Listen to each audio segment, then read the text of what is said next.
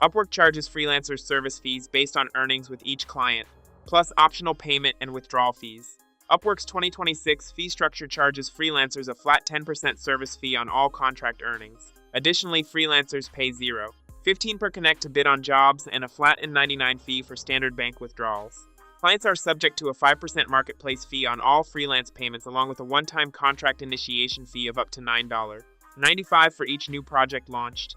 Scale your AI models with deep infra starting with a free tier offering 180 cents in sign-up credits, or scale further with pay-as-you-go pricing for high usage.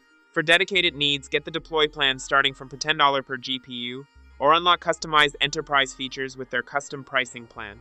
Reddit users say Upwork is great for finding freelance work, especially in digital 3D design, but success depends on having strong skills and portfolio. The credit bidding system can make competition harder, but overall it is considered better than many other freelance platforms.